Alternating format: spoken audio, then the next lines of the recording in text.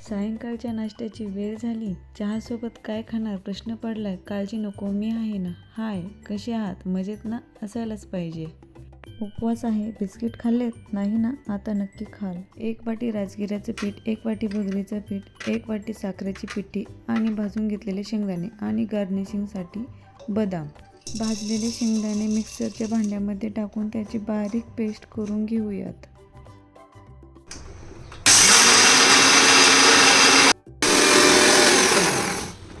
शेंगदाण्याची बारीक पेस्ट केल्यामुळे शेंगदाण्याचं ऑइल निघतं. तेच ऑइल आपल्याला पुरेसं आहे पीठ मळून घेण्यासाठी. आता शेंगदाण्याची पेस्ट, भगरीचं पीठ, साखरेची पिठी आणि राजगिऱ्याचं पीठ एकत्र करून मळून घेऊयात. शेंगदाण्याच्या पेस्टला छान ऑइल आल्यामुळं त्यात दुधाचा किंवा पाण्याचा अजिबात वापर केलेला नाही.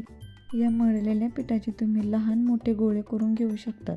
जर तुम्हाला कोणते दुसरे आकार आवडत असतील, येत असतील तर तुम्ही तसे आकारही याला देऊ शकतात. अगदी तुमच्या आवडीप्रमाणे. मी त्याचे मीडियम साईजमध्ये गोळे करून घेते आणि त्याला थोडासा आकार देते. म्हणजे त्यावर आपण केलेले बदामाचे काप छानपैकी चिकटले जातील. बदामाचे काप चिटकून त्याच्यावरती गार्निशिंग करा, म्हणजे छान दिसतील आपले बिस्किट. या पद्धतीने आपण आपले सर्व बिस्किट तयार करून घेतलेले आहेत. गॅस पेटवून गॅसवरती कढाई ठेवा आणि 5 मिनिटे त्याला गरम होऊ द्या. मी इथे साधी प्लेट घेतलेली आहे आणि त्याला फॉईल पेपरने रॅप करून घेते. म्हणजे आपल्याला त्यावर आपले तयार केलेले बिस्किट ठेवून बेक करता येईल. आपली कढाईसुद्धा गरम झालेली आहे. आपण त्यावरती स्टँड ठेवून ही प्लेट ठेवून देऊया. त्यावर झाकण ठेवून त्याला 10 मिनिटं बेक करून घ्या. 10 मिनिटापेक्षा जास्त नको, नाहीतर ते कडक होतील. छान कलर आलेला आहे.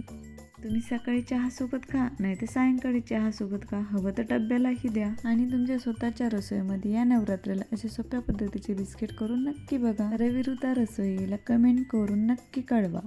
आणि असेच पारंपरिक व्हिडिओ बघण्यासाठी सबस्क्राईब करा. Bye bye.